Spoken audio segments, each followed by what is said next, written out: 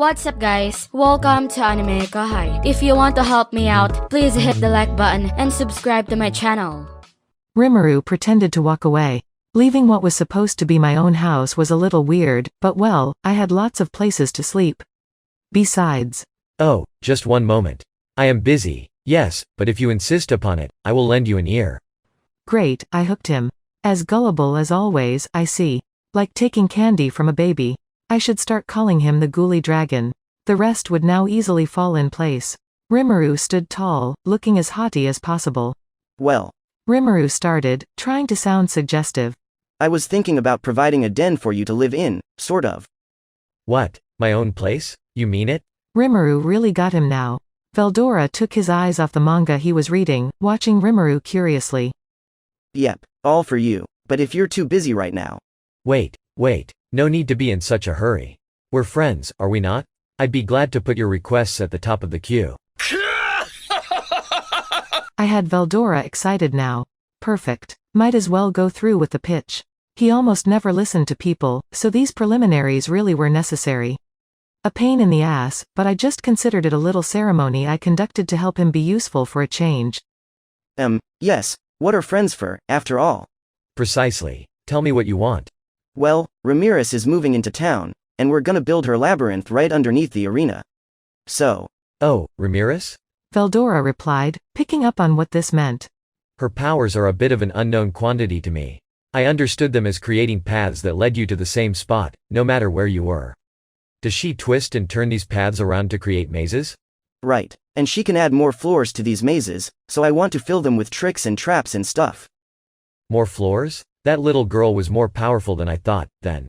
Now Veldora was looking serious, engaged. So gullible. Rimuru then regaled him about the entire story behind their dungeon plan. But it'd be boring to just have a plain old labyrinth, right? That's why I want to make it into something really great, like, great enough to be a huge attraction. I was just talking with Ramirez today, but she's busy adding levels to her labyrinth right now. Oh, and how does that connect to me? Well, I'm thinking we need an overlord to govern the dungeon. An overlord? Ramirez and I will manage the dungeon itself. On the 100th floor, at the bottom, there's a door that leads to the spirit labyrinth that's Ramirez's main residence. Don't you think a door like that needs a guardian, Veldora? Like, the strongest guardian in history? I do. Yes, well said, Rimuru. And you would like me to take this role? Just as Rimuru thought, Veldora latched on to the offer. The word strongest, when pointed at Veldora, usually made him melt, so Rimuru knew uttering it would have the desired effect. That's right, Veldora, and if you'll take it, you'll get another bonus out of it, too. Oh, I was already waiting to say yes to you. But let's hear what this bonus is. The bonus, or really, the gist of the whole thing. So you've been wanting to let off your aura for a little while, right? You said you were about to hit your limit or whatever. Ah, you mean. Yes, in the labyrinth, you'll be free to unleash it all you want. You can go back to your normal dragon form, even. Just imagine, this divinely cool dragon lurking deep in the depths of a forbidding labyrinth. Meaning myself? Veldora interrupted. So I'll be allowed to use my full power on anyone who visits. All welcome, you insects and so forth. Plainly, Veldora loved it. The lethargy of a moment ago was gone. Dangling that bait in front of him got him monstrously excited. Now for one final push, Rimuru thought, as he recalled a little something Ramirez and he had discussed. I'll even put some units in place for you to fight off the adventurers with. That's right, I'm gonna recreate that game you wanted to try out. Sounds like fun, doesn't it? This, in a nutshell, was what Rimuru wanted to make, a real-time, also, real-life, strategy game set in a dungeon. The idea came to him out of nowhere as he'd talked with Ramirez. Rimuru would have units, monsters, in place to tackle adventurers, along with bosses to protect the loot chests. The dungeon would be filled with Veldora's magicules, growing thicker as you approach the 100th floor. The force in the air would be pretty thin up top, so you'd only see minion-level monsters at first, but the deeper you got, the more higher-level foes you'd find patrolling the halls. Even in his former prison, enough magic leaked out to create Tempest Serpents, rank A-, and other powerful creatures. Rimuru couldn't even imagine what he'd create at this point. Frankly, the whole Gate Guardian thing didn't matter to him. Rimuru didn't really expect anyone to make the 100th floor in the first place. The key to all this was getting Veldora's aura released. It felt to me like I couldn't get away with making him keep it in much longer, but if I just left him to his own devices, he might decide to blow it all out in some empty corner of the world. I couldn't take my eyes off him for a moment, because if he erupted closer to town, maybe my administration and I could withstand it, but nobody else would. With enough magicule concentration, anything below AB in rank would die. Rimuru found it dangerous to rely solely on Veldora's willpower to keep them safe, so Ramirez's labyrinth was really a lifeboat in the nick of time. It was a completely sealed space, something Rimuru confirmed when he explored it himself earlier, so there was no worrying about magicules leaking out. Veldora's full aura unleashed shouldn't phase it at all. Even in the sealed cave, it'd be impossible to resist the aura of a fully revived Veldora. Not that Rimuru would bring him down there now, what with their research facility and all. The dungeon was perfect for Veldora, and for the purposes of Rimuru's true goal. Rimuru wanted Veldora to whip out that aura and go to town with it. My true goal, you see, was to use the large, dense cloud of magicules he'd create and generate monsters with it. The whole plan rode on that idea, Veldora releasing his aura, and me making good use of it. An excellent plan, if I do say so myself. 2 birds, no, 3 birds, with 1 stone. Not only would it keep him from crashing my house uninvited, it'd also make him useful as a magicule generator for my new monster factory. Giving him a job to do so, he wouldn't be such a freeloader. Not that I thought anyone would actually make it all the way to his floor, though. But what did he think? Veldora stood up, placing his manga in a pocket, then extended a hand toward Rimuru, offering to shake. I like it. I like this very much, Rimuru. We will have adventurers dispatch these units, so they can stand before me, and I can deliver them divine justice. They may try to run from me, of course, but I will never allow them to. Perhaps I could bellow something akin to You cannot escape me, didn't you know? There is no fleeing the storm dragon. I always wanted to try saying that, and now I've got the chance, don't I? Ah, I cannot wait to begin. Yes. His imagination was already running wild. I nodded back at him, but now I worried that I'd egged him on a little too much. Is this gonna be okay? Like, there's really no way someone'll reach floor 100, right? I was a little concerned about that, but I needed to push this plan forward.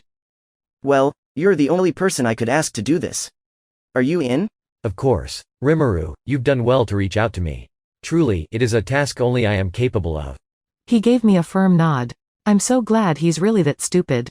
His cooperation and his reaction were even better than I thought possible. The next day, Veldora and Rimuru went to Ramirez. Construction of the arena began early in the morning, and the site was alive with activity.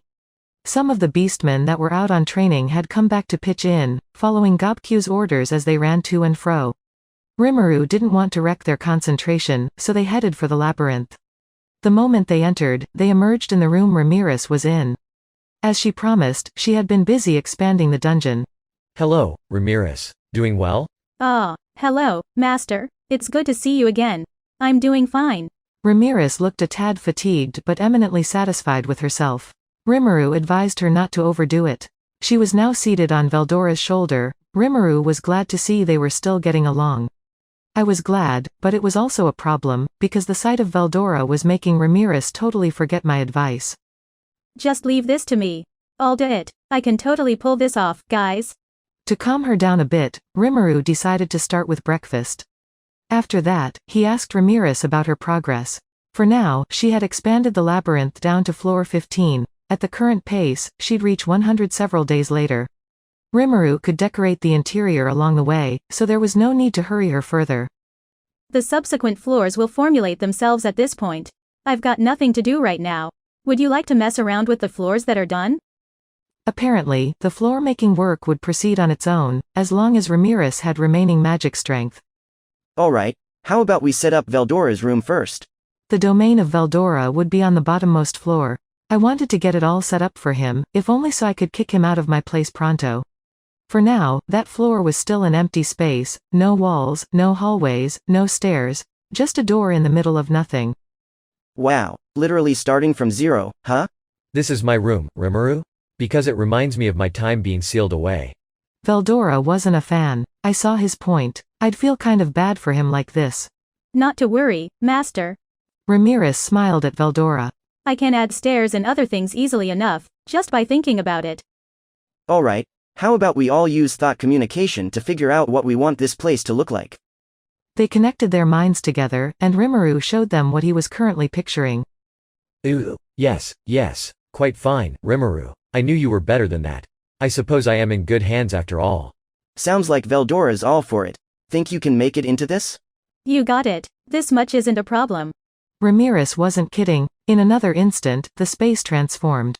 They were quickly surrounded by walls of thick stone, forming a large chamber with several smaller rooms coming out from it. The main chamber was a square 300 feet or so on each side, impassive and looking every bit like a boss room. She did it up exactly like Rimuru pictured it in his mind. Whoa, this is perfect. That it is, Ramirez. I am eminently satisfied. Glad you like it. Yes, I really am that good, you know. Ramirez didn't get compliments often enough because she looked beside herself with joy. Rimuru really was impressed though. If you tried to physically construct this, it'd take decades, not even years, and she was done in an instant. Plus, since this whole space was under her jurisdiction, she could customize it pretty freely. Astounding. Rimuru really started to see her in a new light. But he couldn't marvel at her forever. This chamber was meant to be the reception area for any adventurer who made it here. But it wasn't just that. In reality, it was a space large enough for Veldora to return to his original form. He needed to be able to fully relax and get comfortable in this space, or they'd never get anywhere. Of course, looking at him lately, he was chill enough in pretty much any physical form, Rimuru felt. If anything, being human made it easier to play games and read manga. Veldora liked that form enough to use it to hang out uninvited in Rimuru's home, after all. Maybe they'd need to build a human Veldora room, too. In the chamber was 2 doors, a large one that connected to the upper floors and another that connected to his private chambers. Ramirez did such a good job crafting Rimuru's vision, it was literally just as Rimuru thought it'd be. Oh, this is my room? Letting the curious Veldora look around a little, Rimuru took out a set of furniture from his stomach. Deftly, he laid down a carpet woven by their town's goblinas, placing a handmade desk and chair set on top of it. That's it for this video, guys. Thank you for always watching my videos and supporting my channel. Shout out to Ashley Lobo, Arun Kumar, AMKN, Kaneki Galias, RTSH Sta, 04 Sarang, Bunjin Cozy de la Lisa, Shubham Tiwari, Amaral Tempest, Rolly Boy Raymundo, Paul James Cartagena, Shar Burns, Tabio Kageyama, Eric Fimate, Chad Vota, and last but not the least, shout out to Mahar Amith. I'll see you guys in the next video.